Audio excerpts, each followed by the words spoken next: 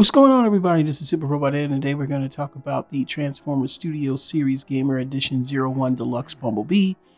Courtesy of TFND on Facebook, we can see our first-hand images. We get to see the box, packaging, what's going to be inside. Of course, it's Studio Series, so it does have the cardboard innard. There's a lot of things I see based on the cliff jumper that I have. I have the War for Cybertron cliff jumper from way back in 2010, 2011. And those had the swing out weapons. I don't think they have swing out weapons on the Bumblebee this time. So if we ever get the cliff jumper, it's probably going to be modified. There are a few modifications, based on the modern tooling. I can't really tell if it's really different from the other one. I can tell that somewhat it is, but based on the arms, I can definitely tell you it's different because it does not have the swing out plastic feature. And of course, this is the box. I like the box. On the back, 21 steps to transform. This is international. That's why you see a lot more of the writing, kanji and hiragana and stuff like that. On the inside of the box has like a, it's like the game, like in game. I never really played the War for Cybertron or FOC games. I just buy some of the toys, so please forgive me. And here's a better, clear shot of it. So yeah, that looks like, inside one of the maybe the Autobot base or something like that. Okay, I know gamers whatever.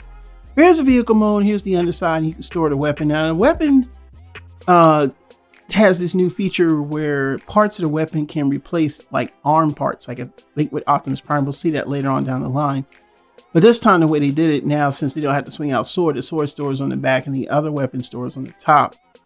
Other than that, the vehicle mode looks very similar to that of the original War for Cybertron, from what I can tell.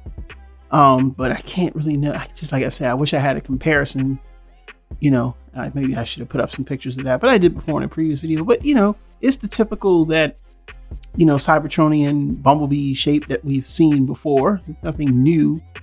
I think him and Cliffjumper had some slight mold differences, but I mean, from here, it still practically looks the same. In the robot mode, pretty much the same with the arms. Like I said before, the arms are different, and I noticed the hands are a little bit different too. I think there's some differences in the legs to get a little bit more of the modern articulation and everything like that. The original one had it, I think, but it wasn't as robust as this one is. I think this one looks a little better. And here's a close-up sculpt.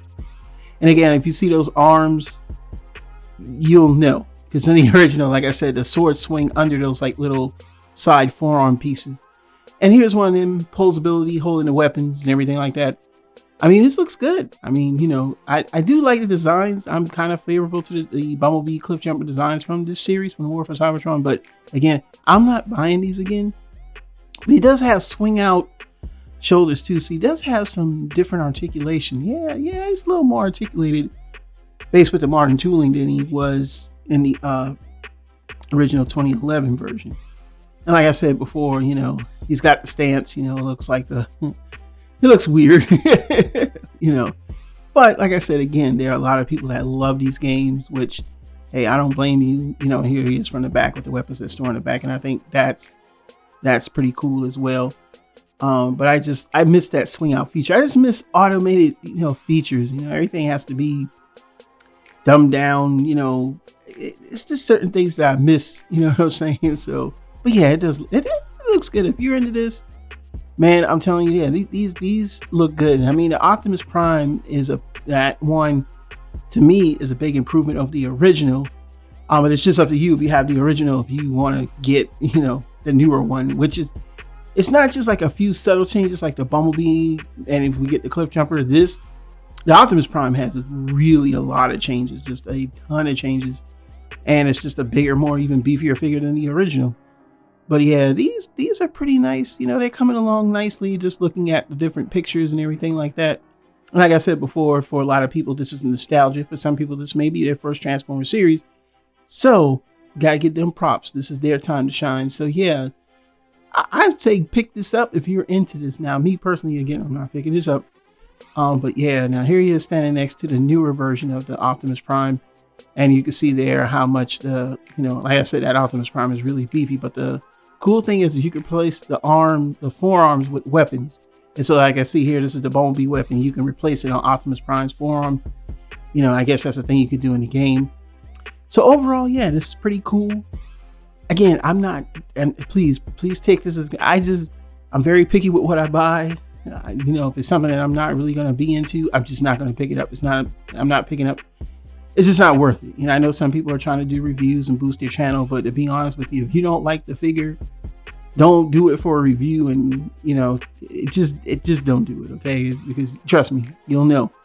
But other than that, it's a very good looking figure. I think that the improvements, you know, with the modernization of plastic and articulation, you're going to find it, yeah, some of the older toys, after a while, they don't age as well. So, you know, that stuff was made better. Yeah, if it was made with die cast and metal or something like that, maybe. But nowadays, it's not the same. So hopefully with the newer technology, we can get better articulation. So what are your thoughts? Leave them down in the comments below. This is Super Robot Ed, bringing you more news and reviews. Until then, bye-bye.